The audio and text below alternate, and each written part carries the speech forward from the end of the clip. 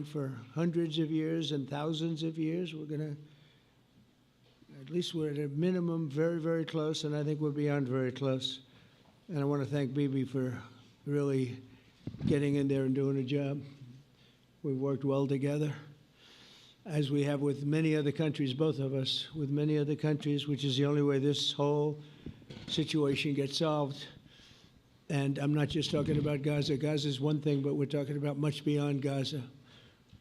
The whole deal, everything getting solved. It's called peace in the Middle East. So today is a historic day for peace, and Prime Minister Netanyahu and I have just concluded an important meeting on many vital issues, including Iran, trade, the expansion of the Abraham Accords, and most importantly, we discussed how to end the war in Gaza, but it's just a part of the bigger picture, which is peace in the Middle East. And let's call it eternal peace in the Middle East. So this is far more than anybody expected, but the level of support that I've had from the nations in the Middle East and surrounding Israel and neighbors of Israel has been incredible, incredible. Every single one of them. This afternoon, after extensive consultation with our friends and partners throughout the region, I'm formally releasing our principles for peace, which people have really liked, I must say. And these are done, not just routinely done, these are done with total consideration and working with the nations that we're talking about. All of these nations have made contributions to those suggestions. I want to thank the leaders of many Arab and Muslim nations for their tremendous support in developing the proposal, along with many of our allies in Europe. Europe has been very much involved, and as I was called by many of the European leaders, most of them saying, is this true? Are you really doing peace in the Middle East? This is the most incredible thing we've heard. Some think it's the biggest thing they've ever heard. They called just to find out, was it just a rumor or is it actually done? And then they said, have you spoken to the Arab leaders? Have you spoken to all of the other leaders that we have to get? A lot of people involved in this one. I also want to thank Prime Minister Netanyahu for agreeing to the plan and for trusting that if we work together, we can bring an end to the death and destruction that we've seen for so many years, decades, even centuries, and begin a new chapter of security, peace, and prosperity for the entire region. And I want to just say that my meetings and dialogue that we had with so many countries, Saudi Arabia as an example, the king is a phenomenal person. The Emir of Qatar, he's incredible people. UAE, and that's MBZ and ABZ. We're totally involved. These are the people that we've been dealing with and who've been actually very much involved in this negotiation, giving us ideas, things they can live with, things they can't live with. Pretty complex. I mean, after 2,000, 3,000 years, whatever it is, I guess it's got to be a little complex, or it would have been done a long time ago. The King of Jordan was with us, as you know, in the United Nations. The President of Turkey, President Erdogan, is a friend of mine, a strong man, but a good man. President of Indonesia, somebody who's an amazing leader, Prabowo. He is an amazing leader and respected by everybody. He was in the room with us. We were together with most of these people that I'm mentioning. Others were by phone or the next day. The Prime Minister and the Field Marshal of Pakistan, they were with us right from the beginning. Incredible. In fact, they just put out a statement that they fully believe in this pact. It just came out just as I was walking around. They said, sir, you have a big notice from the Prime Minister of Pakistan and from the Field Marshal that they back this 100%. President El-Sisi of Egypt, who's terrific. And these are people I've gotten to know over the years. I mean, I would say it started around 2015. and then went into 2016 when the presidency officially began. But I've known him actually for a long time, and there are many cases really great men. I can't say in all cases, but I will tell you in many cases they're great men, and some great women too. They tend to be mostly men, however, I will say that. But if accepted by Hamas, this proposal calls for the release of all remaining hostages immediately, but in no case more than 72 hours. So the hostages are coming back, and I hate even saying this from the standpoint, doesn't sound right, but it is so important to the parents. The bodies of the young men, I believe in almost all cases, the young men are coming back immediately.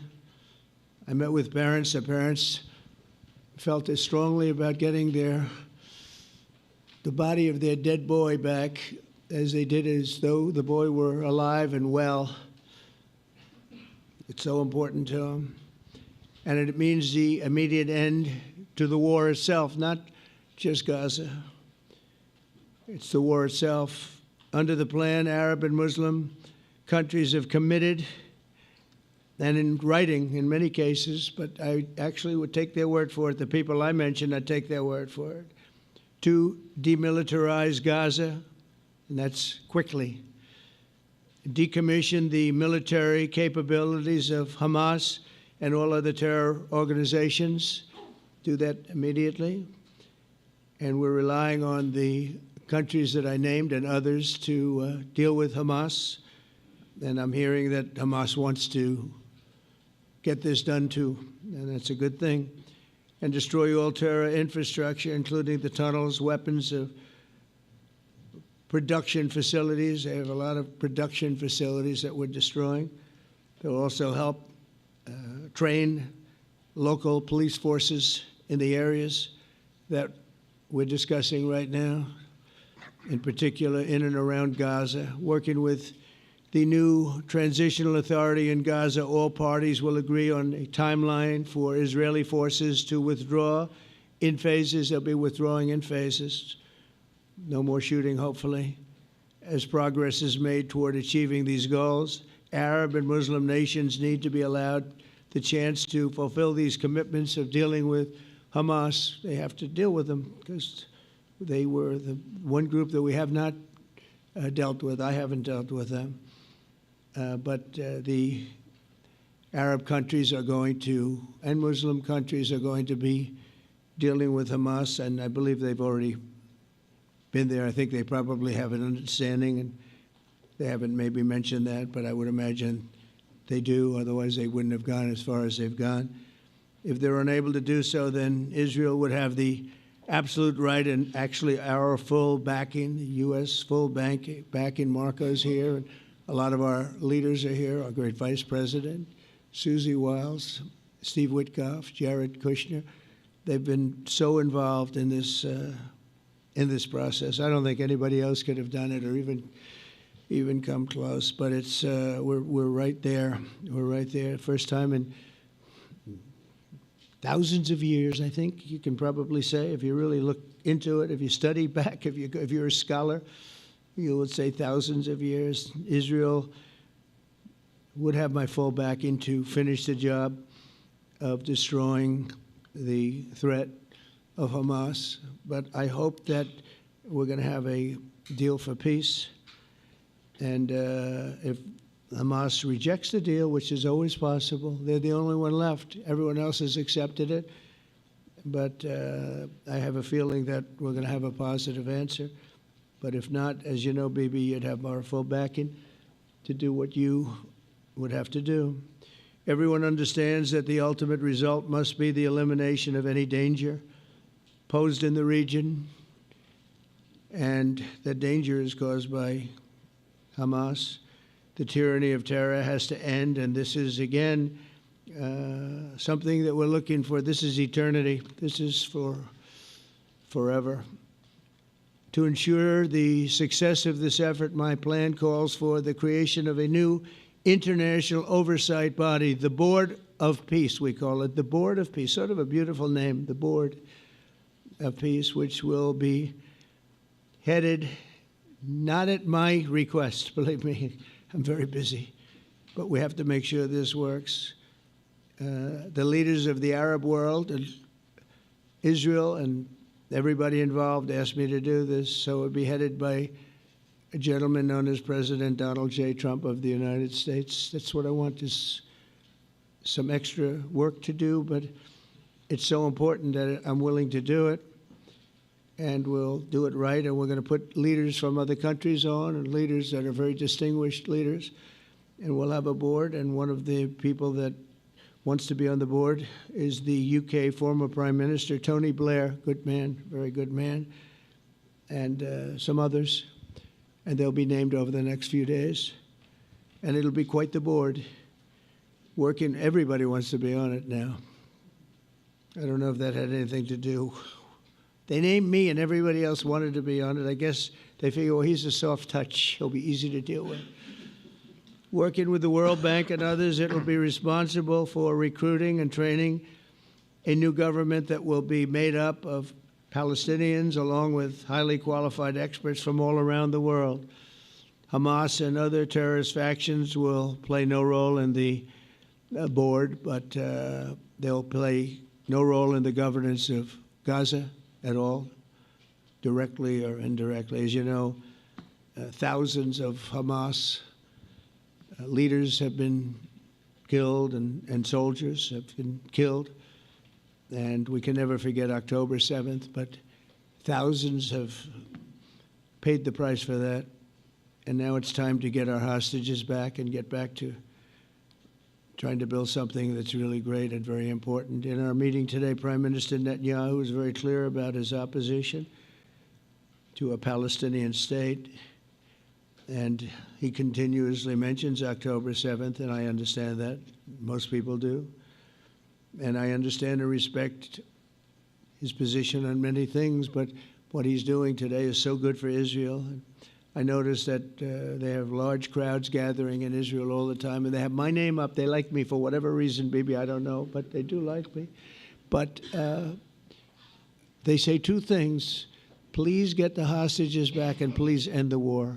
They've had it. It's had it. So I think it's a very popular thing you do, because he's a warrior.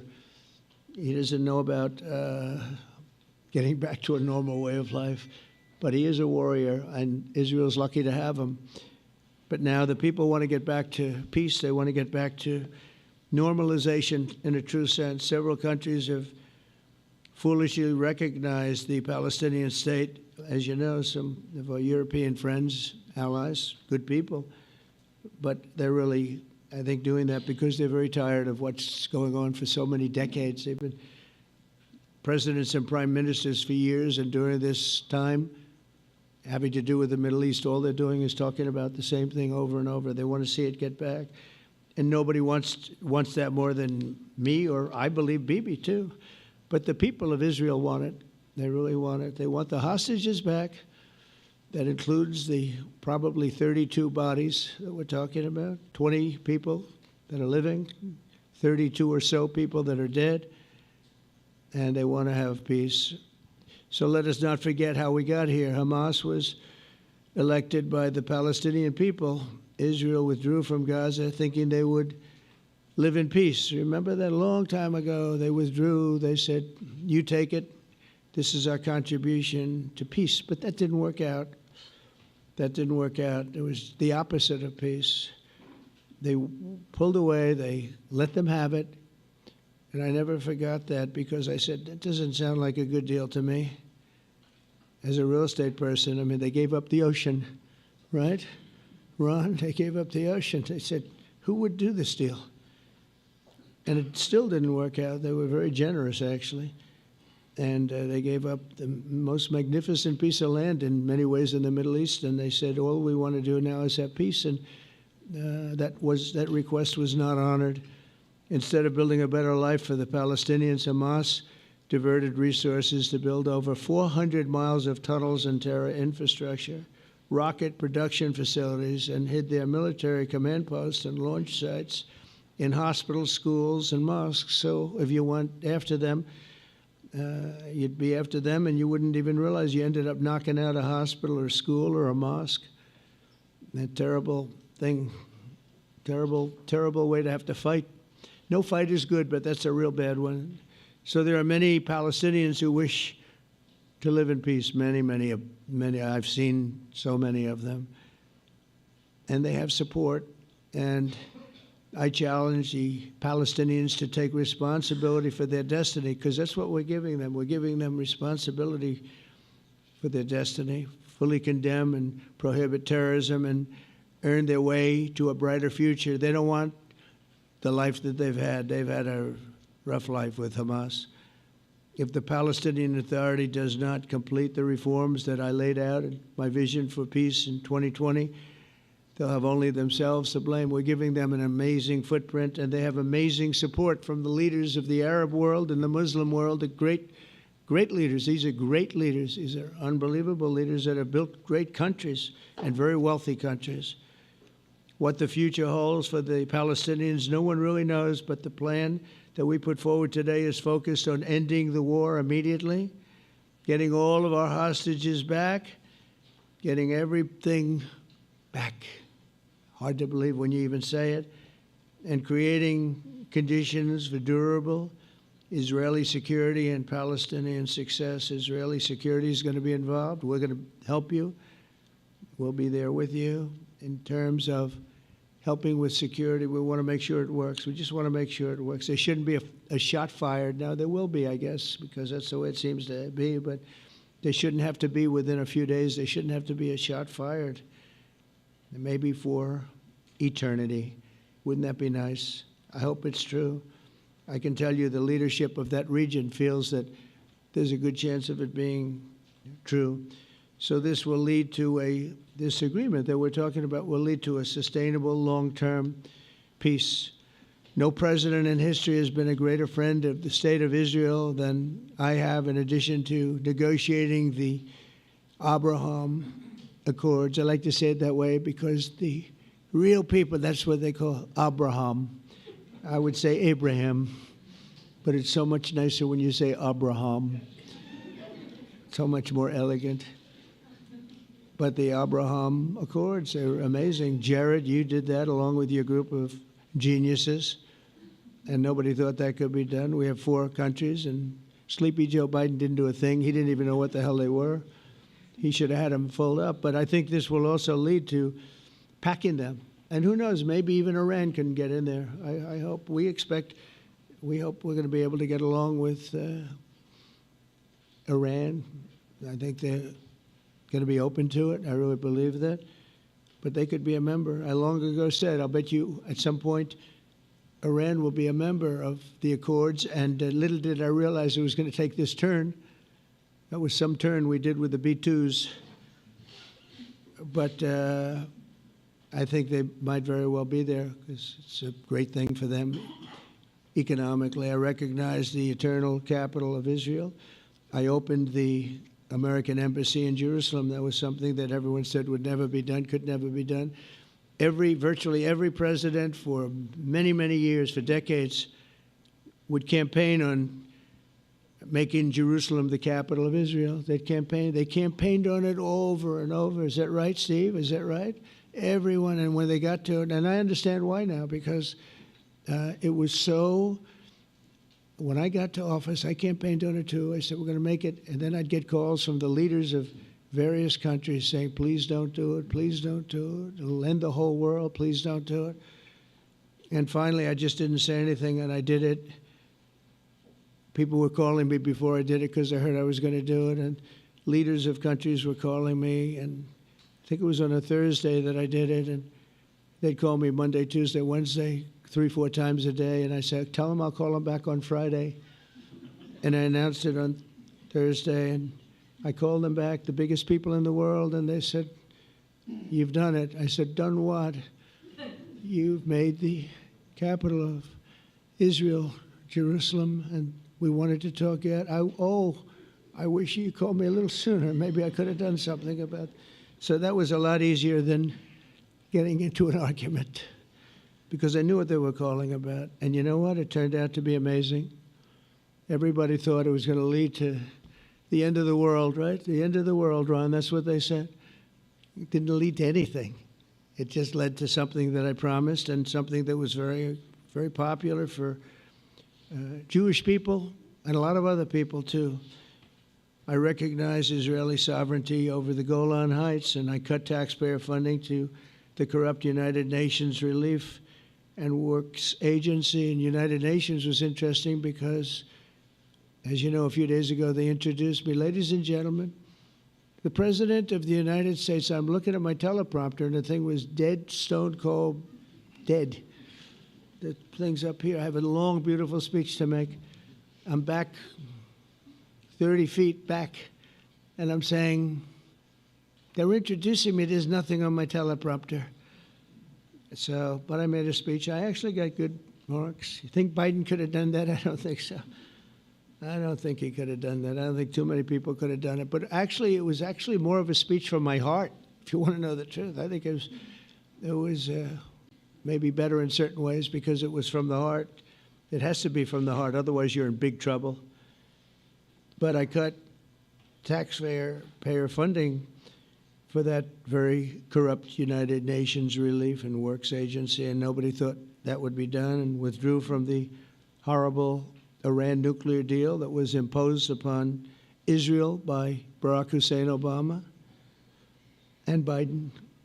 And I don't think Biden knew anything about it, though. I don't think he knows anything about it now, actually, if you ask him. He'd say, what is that? And we obliterated Iran's nuclear enrichment capacity, making it impossible for them to have a nuclear weapon, which they would have had probably in about 2 months from that. But I've never asked Israel to compromise its security, but we had big, strong talk. Nobody's been better to Israel. No president's been better to Israel than Donald Trump. But we had a long, strong talk, Bibi and I, and he understands it's time. It's time. History has shown. And the people of Israel want it. And the people of the Middle East want it. The people of enemies of Israel want it. But they don't have really too many enemies right now. And you know what? Many countries have gained great respect for Israel, for the way they fight, for the job they do, including me. I had respect anyway, but they gained respect.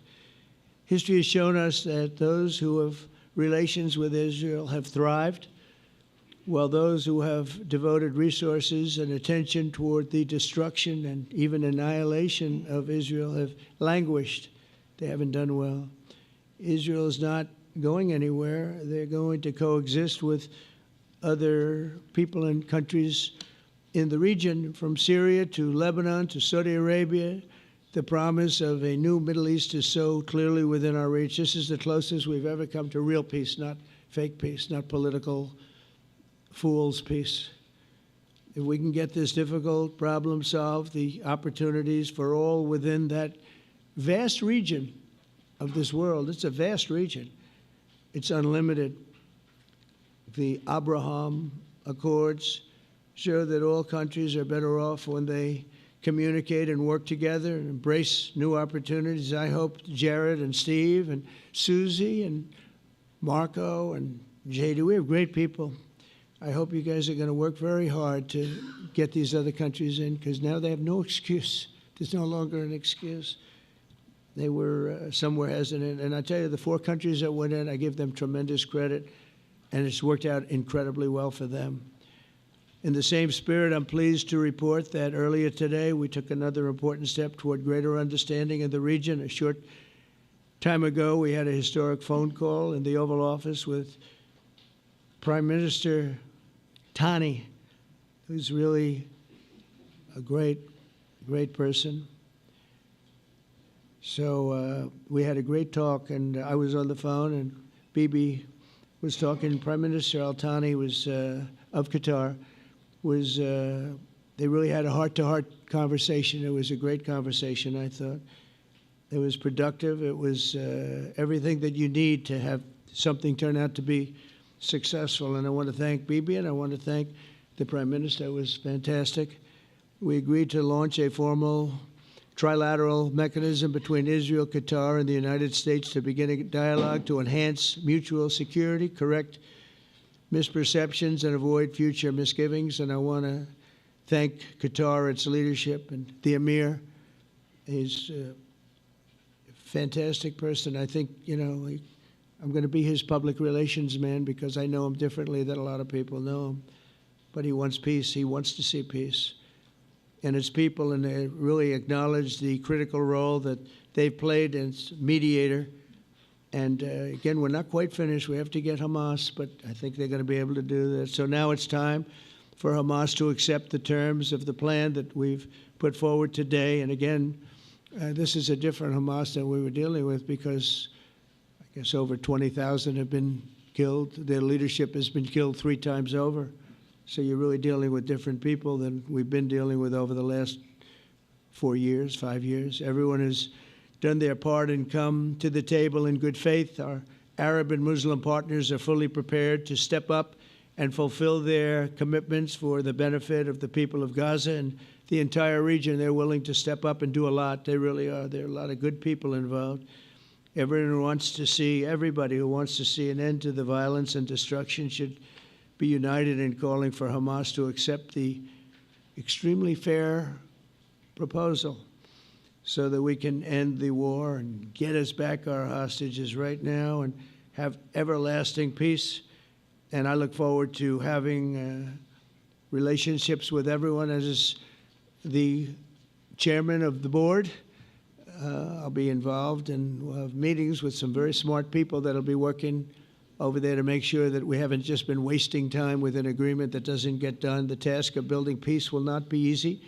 There are some of the hardest problems in the world to solve, and that's why it's been going on for so many centuries. But too many lives are at stake not to try, and this is more than a try. I mean, I think this is something that gets done when you have virtually every country, and these are powerful, powerful countries that have a lot of money, and the money can make things happen. A lot of countries try, and they don't have any money. These are very rich countries that can make things happen. So together we'll forge a much safer and more hopeful future for everybody, including Israel.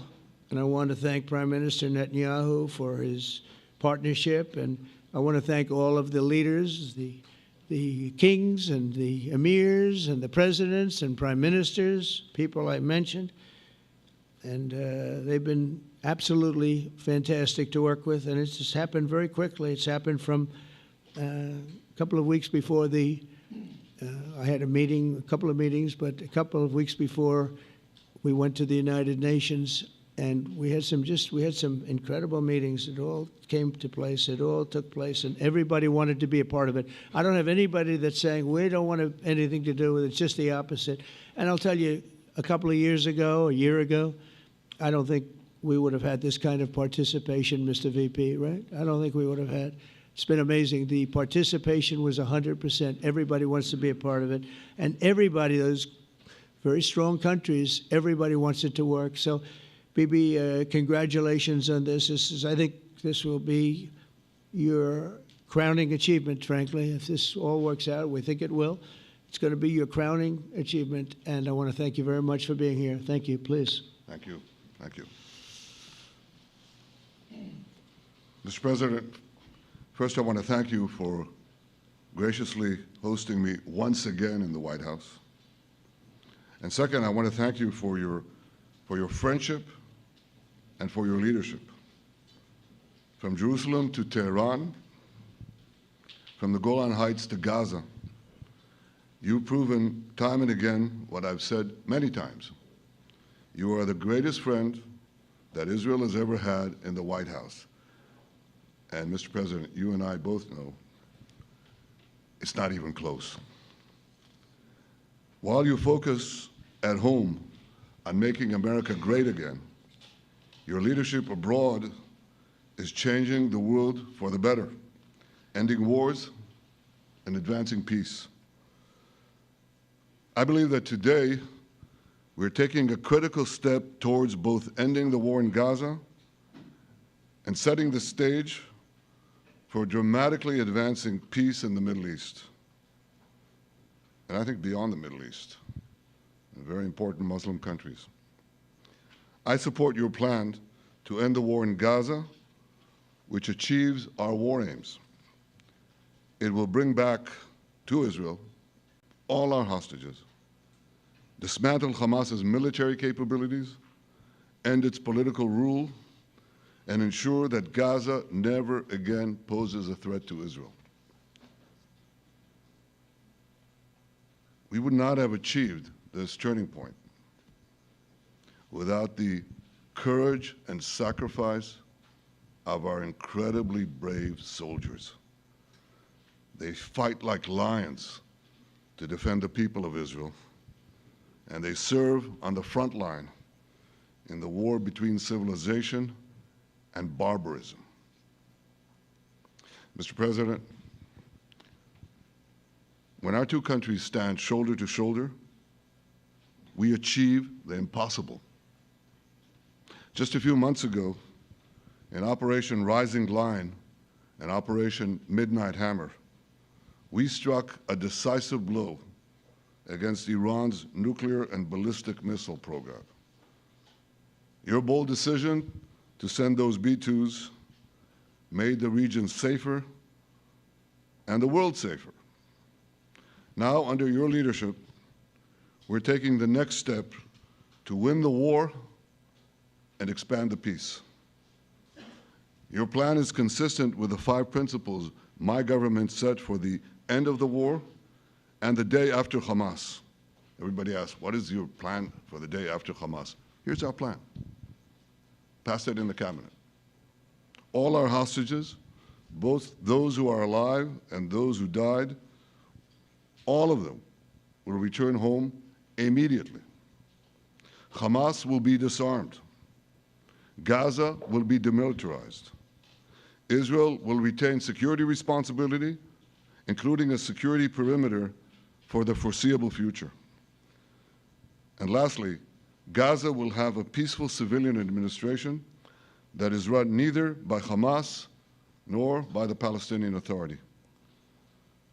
If Hamas agrees to your plan, Mr. President, the first step will be a modest withdrawal, followed by the release of all our hostages within 72 hours. The next step will be the establishment of an international body charged with fully disarming Hamas and demilitarizing Gaza. I appreciate your willingness to lead the body, Mr. President. I really appreciate it because you have a lot of things to do, and this is important. And it reflects the confidence that this will give everyone, that things will be followed up on all the commitments made. The fact that you're taking this on, I think, helps a lot to make sure that everything flows in the direction that we want.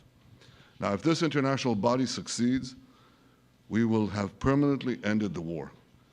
Israel will conduct further withdrawals linked to the extent of disarmament and demilitarization, but will remain in the security perimeter for the foreseeable future. I think we should understand that we're giving everybody a chance to have this done peacefully, something that will achieve all our war objectives without any further bloodshed. But if Hamas rejects your plan, Mr. President, or if they supposedly accept it and then basically do everything to counter it, then Israel will finish the job by itself. This can be done the easy way, or it can be done the hard way, but it will be done. We prefer the easy way, but it has to be done. All these goals must be achieved because we didn't fight this horrible fight, sacrifice the finest of our young men to have Hamas stay in Gaza and threaten us again and again and again with these horrific massacres. Mr. President, I was encouraged by your clear statement at the UN against the recognition of a Palestinian state. That would be an outcome that, after October 7th, would reward terrorists, undermine security, and endanger Israel's very existence. As for the Palestinian Authority, I appreciate your firm position that the PA could have no role whatsoever in Gaza without undergoing a radical and genuine transformation.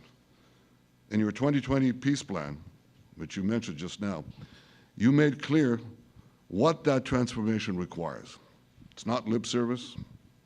It's not checking a box. It's a fundamental, genuine, and enduring transformation. And that means ending pay to slay, changing the poisonous textbooks that teach hatred to Jews, to Palestinian children, stopping incitement in the media, ending lawfare against Israel at the ICC, the ICJ, recognizing the Jewish state, and many, many other reforms. It won't come as a surprise to you that the vast majority of Israelis have no faith that the PA Leopard will change its spots. But rather than wait for this miraculous transformation, your plan provides a practical and realistic path forward for Gaza in the coming years, in which Gaza will be administered neither by Hamas nor the Palestine Authority, but by those committed to a genuine peace with Israel. I think this can be not only a new beginning for Gaza, I think it can be a new beginning for the entire region. Under your leadership, we can re-energize, well, I've got to contribute my own, we can re-energize the Abraham Accords. That's what it's called in the original Hebrew, Abraham. Abraham is fine, Abraham, however you want to call it. Under your leadership, Mr. President, we can re-energize the Abraham Accords that we forged 5 years ago. We can expand them to many more Arab and Muslim nations that choose moderation over extremism. I think there's an opportunity here. It's not going to be easy, it's tough going, but I think if we succeed, you're absolutely right. We're going to open possibilities that nobody even dreamed of. But I think we dream of them. As you've told me, Mr. President, and you've told the world many, many times, you said, remember October 7th. Remember October 7th. And we do. We will never forget the horrors of October 7th, and we will do whatever is necessary to make sure they don't happen again. Since October 7th, Israel's enemies have learned a hard truth. Those who attack us pay a heavy price, but those who partner with us advance progress and security for their peoples. President Trump just said it. It's also in the Bible. It says, those who will bless you will be blessed, and those who will curse you will be cursed. And that's actually what is happening. We want the blessings. I think we've done a lot in the past 2 years to end the curse. We're not finished, but we've done a lot. And we've done a lot together to end the curse. I want to thank your entire team for their efforts to get to this point. I especially want to thank Steve Witkoff and Jared Kushner for their indefatigable work to bring Israel and Arab states in the region closer together. I am deeply grateful to both of them for their work. We had a phone call today just to make it clear. I said to the Prime Minister of Qatar, Israel was targeting terrorists, wasn't targeting Qatar. And of course, we regretted the loss of the Qatari citizen, wasn't our target.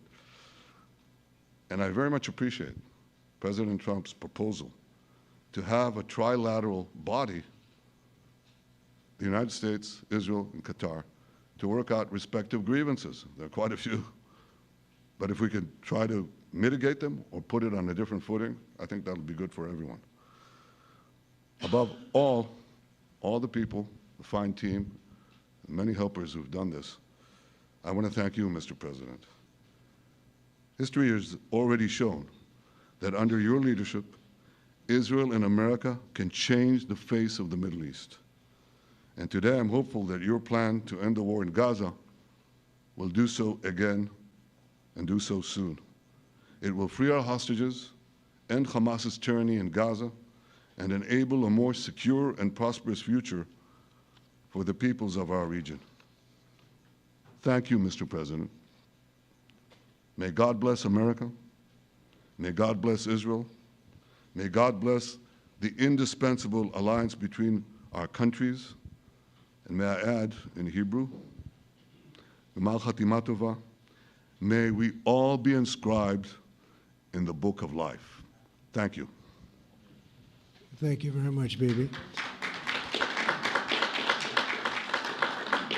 So I think while we wait for these documents to be signed and get everybody in line, I think it maybe is not really appropriate to take questions. I'm meeting with, as you know, a couple of Democrats in a little while about the country, about keeping our country open. They're going to have to do some things because their ideas are not very good ones. They're very bad for our country. So we'll see how that works out. But this is something that was really historic today. This was something that was amazing. I think, Bibi, I mean, depending on you, I think while we're waiting for signatures and waiting for approvals from a lot of different countries that are involved in this, we probably shouldn't take questions? Or would you like to take a question or two from perhaps a friendly Israeli reporter, if there's such a thing? That's a very, very tough proposition.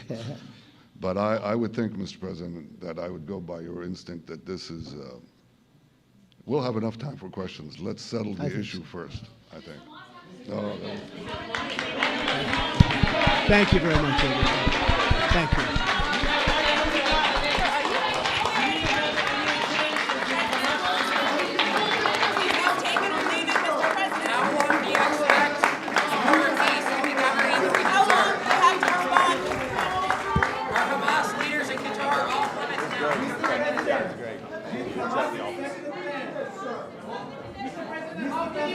Great.